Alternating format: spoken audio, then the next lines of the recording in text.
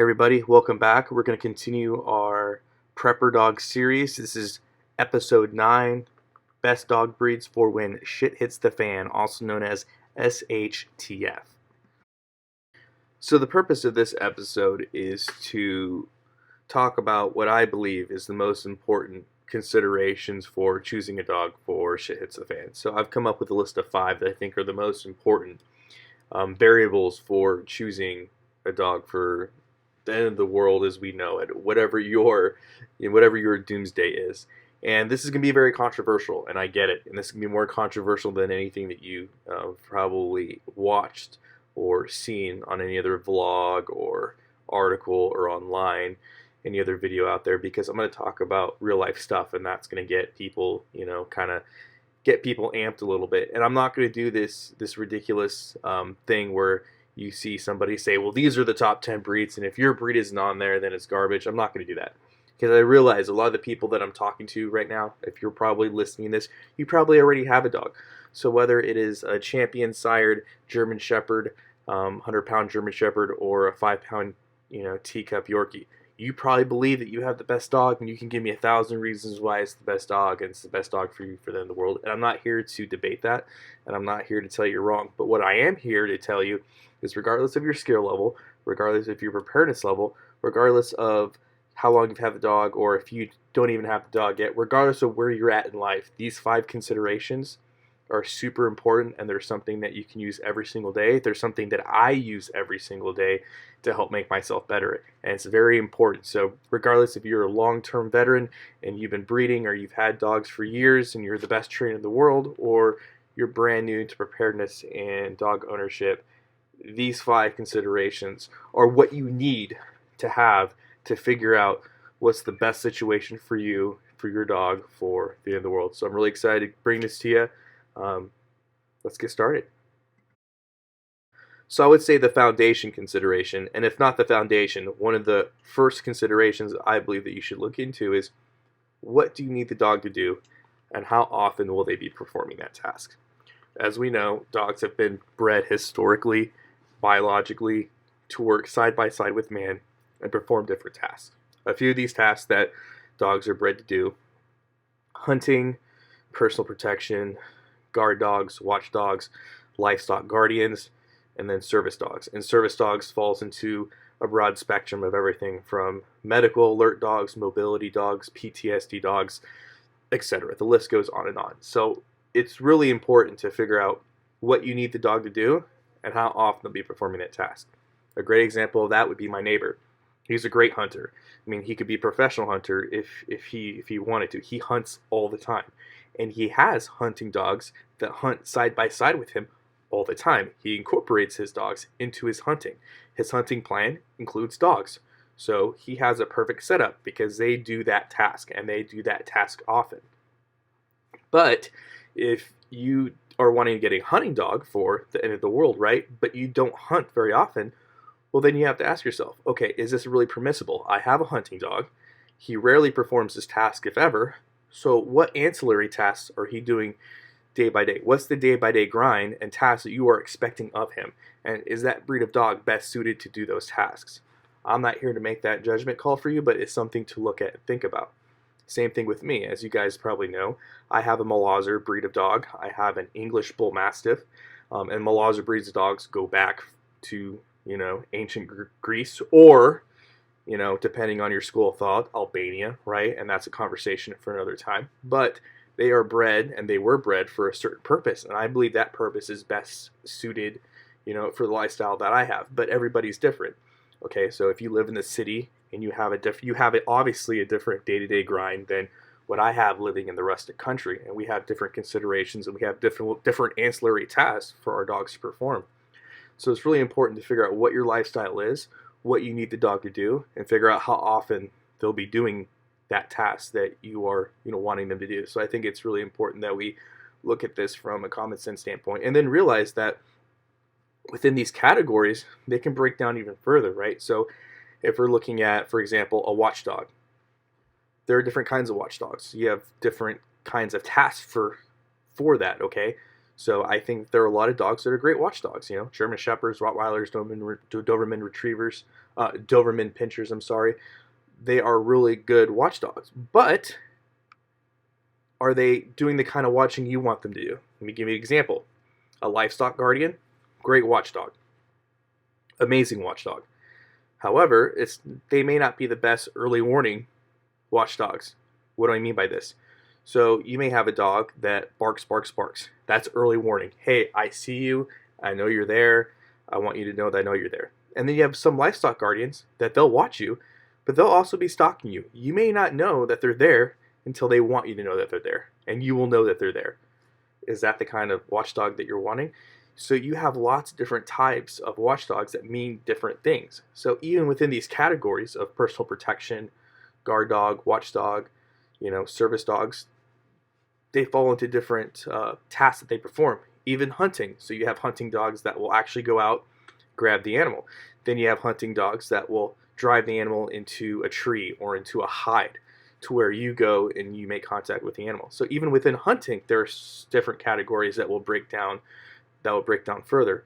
So that's also important to know. What kind of hunting are you going to be doing? Are you hunting for ducks? Are you wanting something to retrieve? Are you hunting wild hogs where you're expecting your dog to pin the animal down? Are you hunting deer? Are you hunting mountain lion?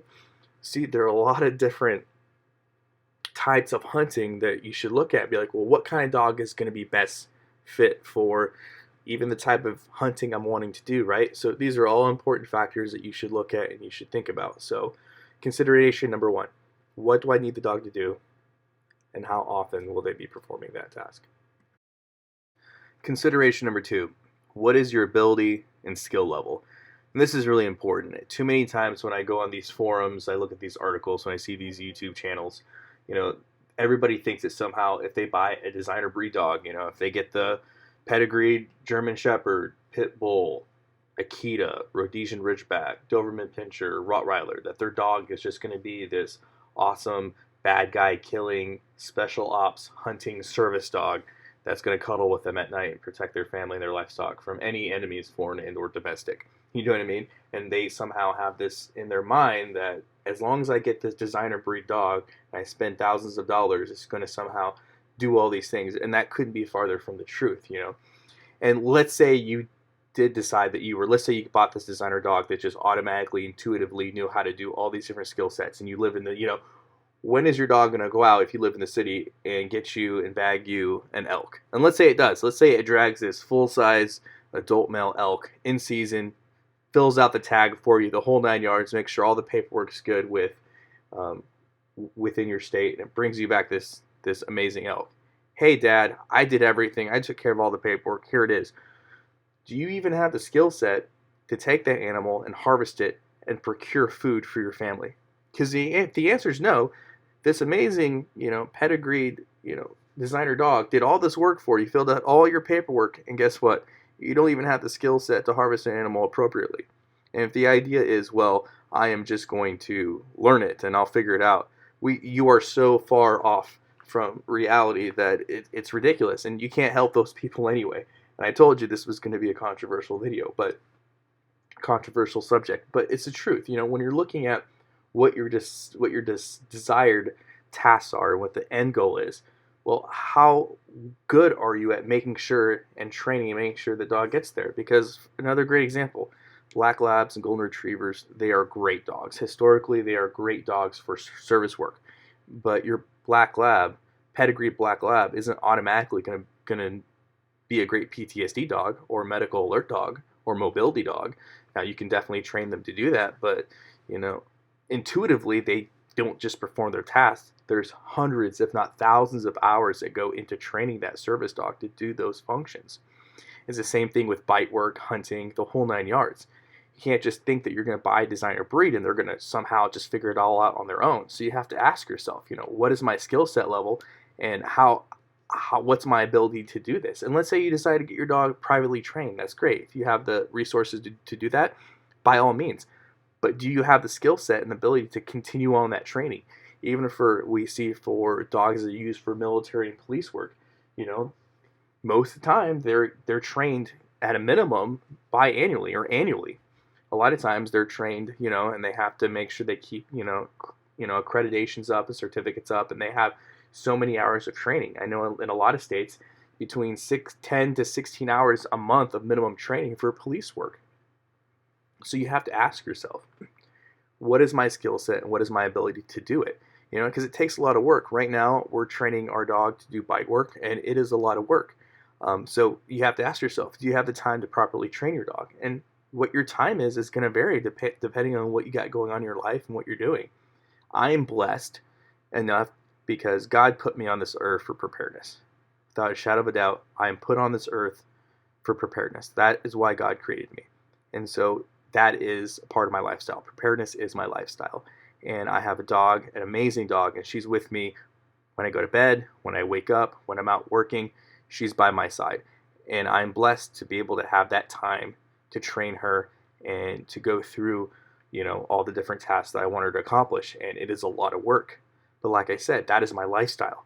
But if that's not your lifestyle, well, when are you going to find the time to properly train, socialize, making sure that the desired tasks that you want the dog to perform will be performed? And then lastly, what you need to think about is not only your task and skill set level, but what is the dog naturally bred to do? Now, training is great. You can train things into a dog.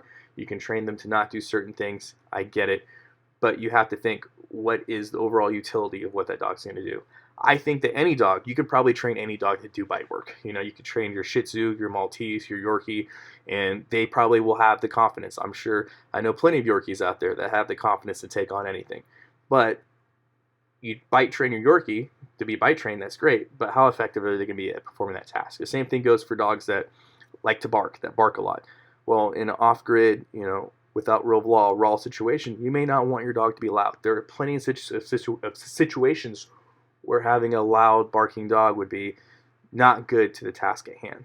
So if you have a dog that naturally is bred to bark, is an early, alert dog, how much time and training and effort are you going to put into, training that out of your dog, or training your dog to do it only during certain times? So you really have to look, is the breed of dog,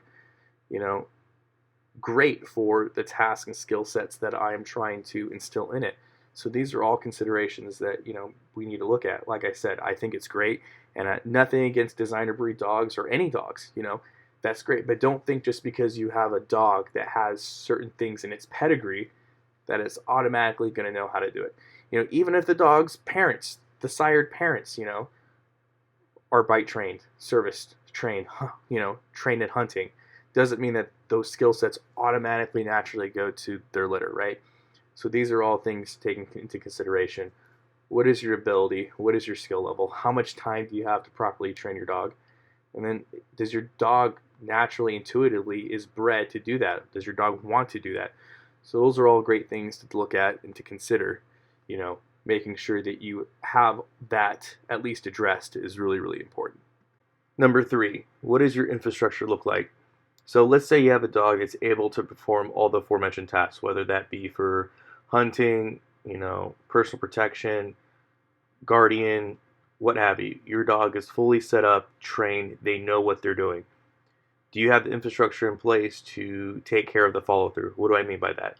Let's say you have a hunting dog and you have the best hunting dog in the entire world.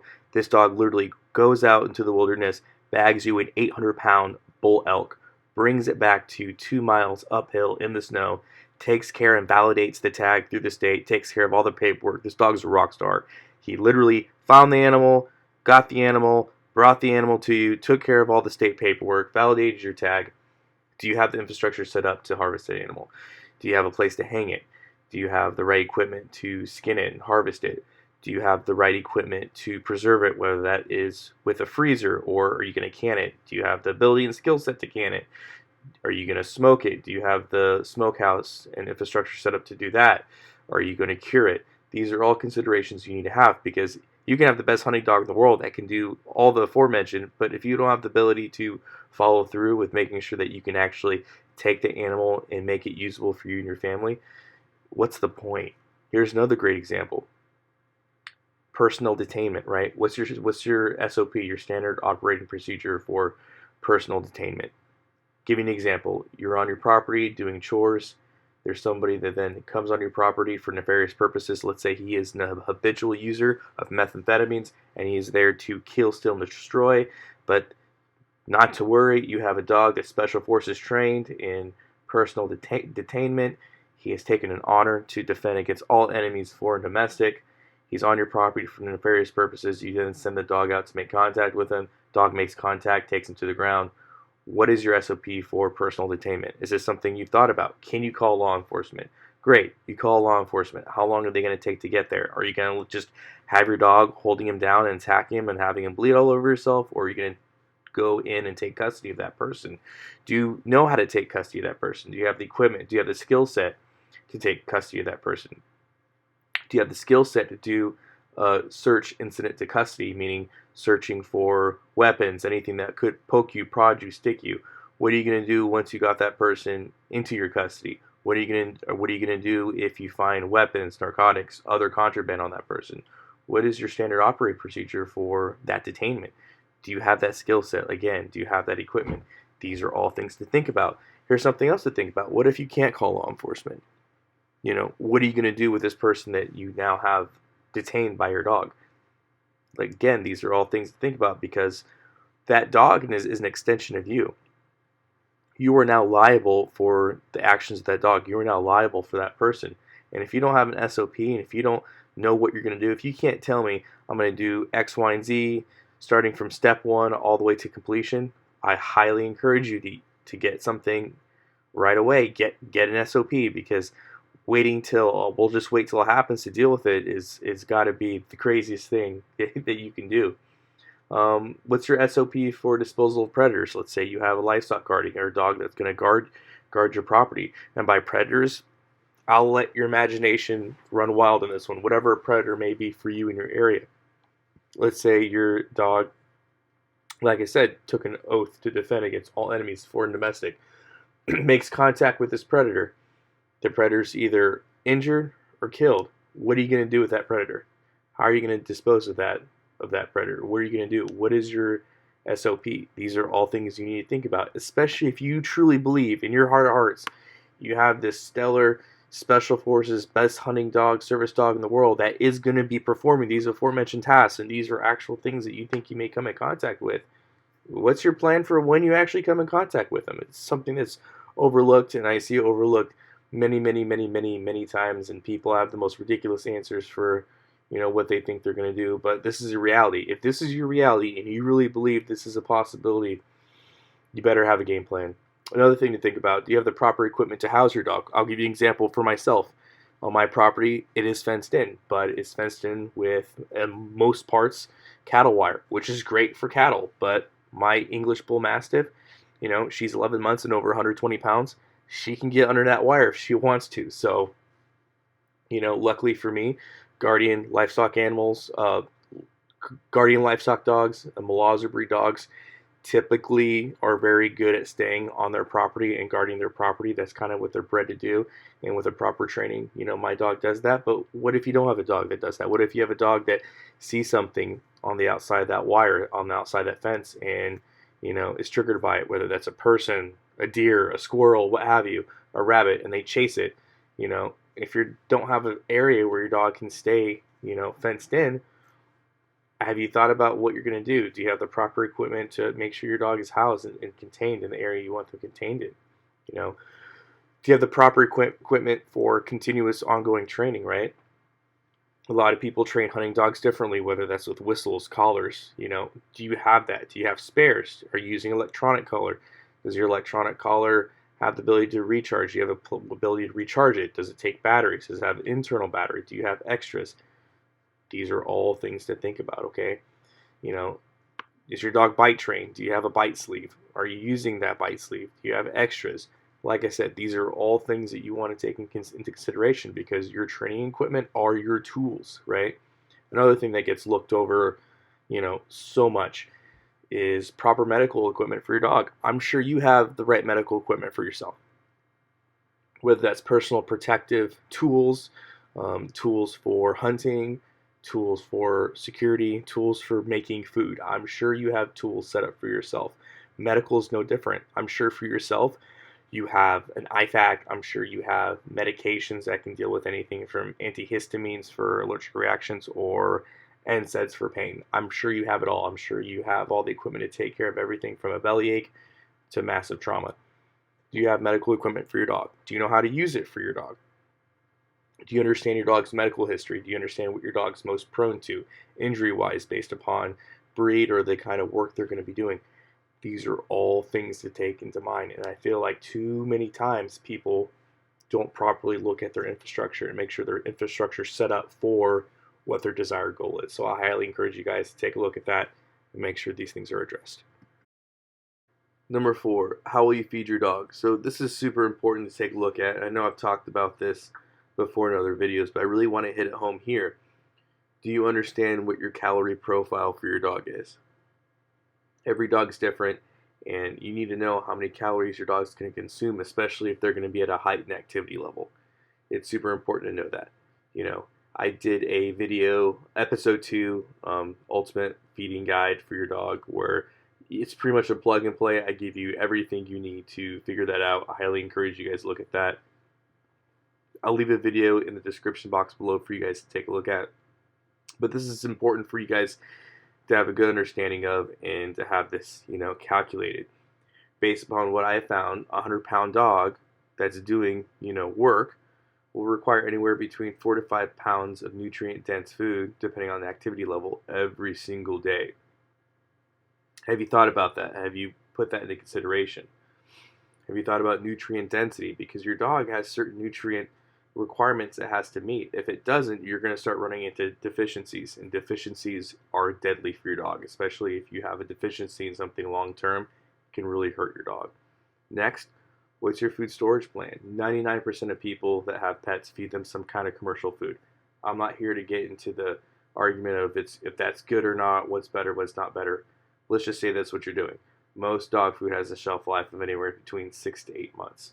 And that's the day, that's starting from when it's packaged. You don't know how long that food's been sitting in a warehouse somewhere before you get it. But let's just say you got it straight from the manufacturer that day. You have 8 months food storage time. Great. What are you going to do after 8 months? Especially if you really feel like you're going to be in this grid down, societal decay, situation. What are you going to do after 8 months? After 8 months, that food's going to go rancid. And once that food goes rancid, it's not good for your dog. It's going to make them sick. It's going to hurt them. So what's going to be your food resupply plan? Something to keep in mind, because I know if you have to choose, for most people, between putting food on the table for you and your family or for your family's going to take it. So that's not fair to your dog. Your dog's man's best friend. You should be able to take care of them. So what's your food resupply plan? And everyone's going to say they're going to go hunting. Great. So you and everybody else with their canine special forces dog, best hunter in the world, are going to be bagging all these animals. Eventually, like we saw during the Great Depression, those animals are going to get smart and they're going to run away.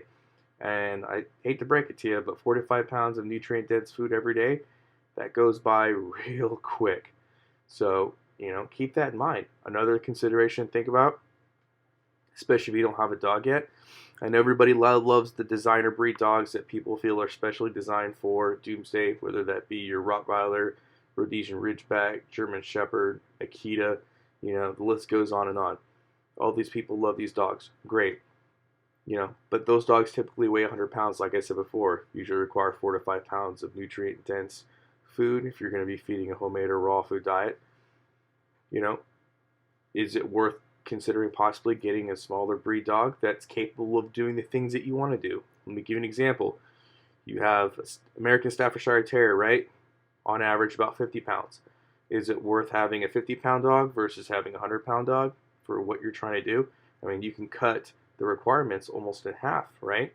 Or maybe, let's say you can meet those requirements. Let's say you have the ability with your your food resupply plan to feed 4 to 5 pounds of nutrient-dense food every single day.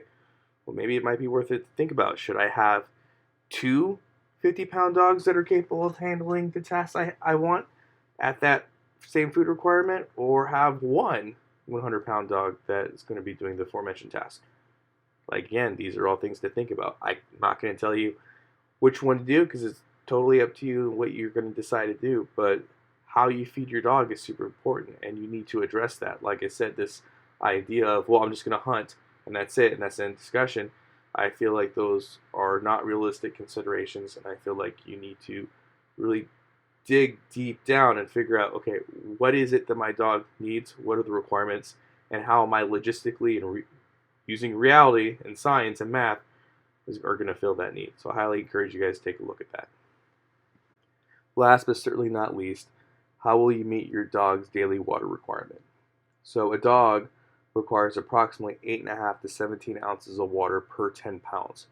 So if you have a 100-pound dog, and we're going about this scientifically and mathematically, you want to have 1.33 gallons of water a day available for them. And so when you're looking at this from a common sense standpoint, you can see that in a situation where you can't just turn the tap on, that's gonna add up pretty quick. And so, do you have a water storage plan? Do you have a water resupply plan? These are all things to think about. I can tell you for myself, I use for my livestock and small animals, I like to use food grade totes. IBC totes are great, but they're really cheap, and I have a DIY project that I can link in the description box below for you guys to take a look at. But they hold 55 gallons of water. So I know when one of those things are full, if I have a 100-pound dog, that will give them 41 days initial survival time. And that gives me plenty of time to figure out what my water resupply plan is. Luckily for me, like I said, rain catchment systems are great. Connecting to a gutter is great. You have options.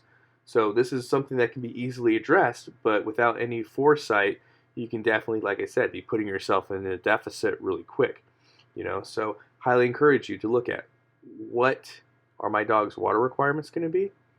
What's my water storage plan? What's my resupply plan? Like I said, I think the IBC totes are great because you can put them away, you can fill them with water, put them away, and not have to worry about it until that time happens and that time comes. And the second that water isn't coming out of the tap anymore, perfect. That gives you 41 days initial survival time to figure out what you're going to do next, figure out that resupply plan. If you can connect it to a rain catchment system or connect it to your gutter, perfect. You may have a renewable source of water for your dog indefinitely. And a worst case scenario comes, you can now tap into that for you and your family. So like I said, these are considerations to think about. And like what we said for the food, for those of you that don't have dogs yet but are thinking about dogs for long-term preparedness situation, maybe it might be worth looking at, do I have everything set up for a 100-pound dog? Yes, no, maybe so. Maybe is it worth getting a smaller dog that can still do the aforementioned tasks that I wanted to do, that's not going to require as much food, not going to require as much water? These are all things to think about. Let's say you can survive, you can do all the requirements for, a 100-pound dog. Well, maybe it might be worth getting 2 smaller dogs, that can use the resources that atypically one large 100-pound dog would use. So like I said, these are all things to consider. These are all things to look at, but it's important to address because, water is super important. It is the most important thing that we need.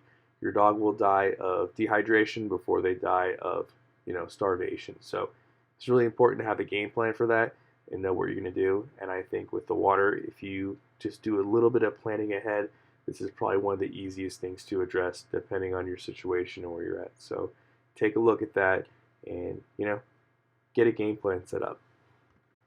I'm going to leave you guys with this. Alexander the Great said the following: "I'm not afraid of an army of lions led by a sheep. I'm afraid of an army of sheep led by a lion." And this is so true, and this really resonates, especially in this situation. You can have the best, most highly trained canine, special forces, best hunter, service dog with all the certificates, but if you as a leader cannot lead, and you do not have the training, you do not have the skill set, you do not have the foresight, you do not have the aforementioned to take your dog to the next level, it's really not going to do a whole lot for you. I know people that can take an Australian cattle dog and do way more and be way more successful than 99% of the population can with a Cane Corso or a German Shepherd or an Akita, Rhodesian Ridgeback. Pick the breed, because it's not necessarily, it's not all on the dog to make everything work. It's on you, and I think that's a huge component that people, fail to realize. And I really want you guys to take that on board, because like I said, most of the time when I see people talking about this, it's always, oh, this is the best dog, or this is the best dog. And really they're failing to see the most important aspect, and that is the leadership. So if you're wanting to get to the next level, and you're wanting to be successful, if you truly want to be a successful person with a dog, when shit hits the fan, these are things you need to think about. These are things you need to take on board. So I highly encourage you guys to do that, and be safe out there. If you guys have any questions, let me know. If you guys like the video, let me know. If you guys think I got this totally wrong, let me know. Let's have a conversation in the comment section. Let me know what I got right. Let me know what I got wrong. Let me know what your feelings are, because the only way we can get better, and the only way we can be better, is by having civil discourse, and really talking these things through, and that's how we get better. So I hope you guys like this. I'll see you on the next one. And as always, guys, and as always, long live the Republic.